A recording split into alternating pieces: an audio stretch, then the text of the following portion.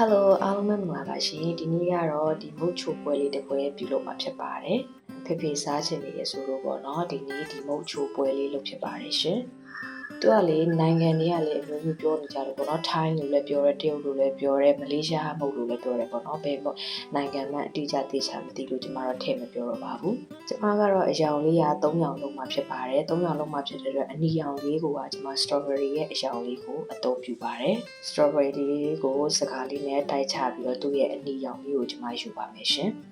်ဒီနေရာမှာ food color လေးသုံးတာကတော့ပို့ပြီးတော့အရောင်လေးတောက်ပါတယ်ကျမကအသီးအရောင်လေးဖြစ်တဲ့အတွက်မုံလုံးလိုက်တဲ့အခါမှာအရောင်ကအရန်တောက်နေတာမျိုးမရှိဘူးပေါ့နော်နောက်ပြီးတော့စိုးမွေးရွက်ကအရောင်လေးဖြစ်တဲ့အစိမ်းရောင်လေးကျမယူပါတယ်စိုးမွေးရွက်ကိုတန်ရှင်းစကြအောင်ဆေးကြောပြီးတော့ကျိတ်ဆက်ထဲမှာကျိတ်ပြီးတော့ကျမတို့အဝတ်ပါလေးနဲ့ပေါ့နော်ညှစ်ချပါမယ်ရှင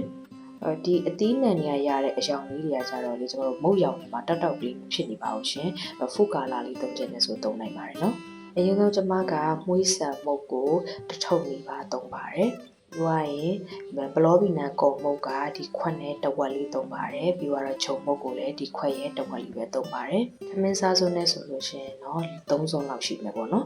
တခြားညိုကတော့ကျွန်မဒီမှာ9စုံလောက်အရင်ဆုံးသုံးပြရပေါ့နော်ပြီးတော့မှမီးကြီးပြီးတော့မှအဆင်မပြေဘူးဆိုလို့ရှိရင်တော့ကျွန်မထပ်ထည့်မယ်ပေါ့နော်အဲ့တော့အလုံးပေါင်းကျွန်မတခြားညို6စုံခွဲလောက်အသုံးပြုလိုက်ပါတယ်လောလောဆယ်ကတော့9စုံပဲထည့်ထားမယ်ပေါ့နော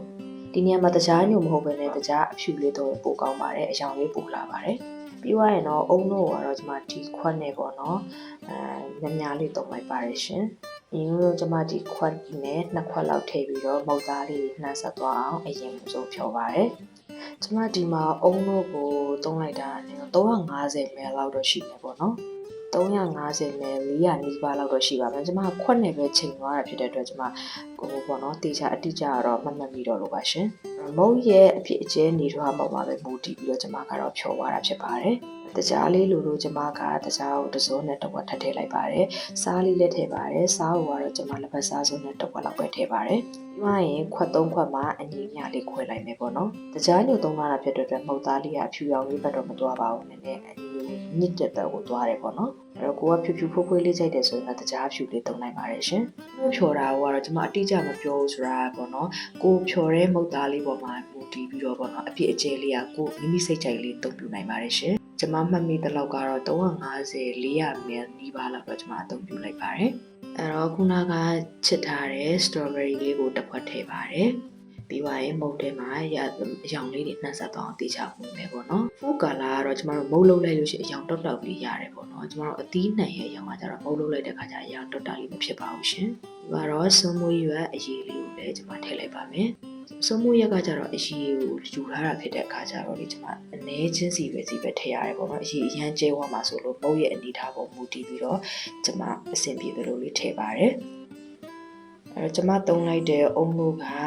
ပထမကတော့ကျမ400 ml နီးပါးသုံးထားတယ်ပေါ့နော်အဲ့တော့ကျမစုံမရွေးထားလိုက်တဲ့အတွက်အရည်လေးကနည်းနည်းလေးကျဲသွားတဲ့အတွက်ကျမအဖြူဘက်ကိုလည်းအုံလို့လေးတစ်ခါထပ်ပြီးကြောလိုက်ပါတယ်နည်းနည်းကျဲသွားအောင်ပေါ့နော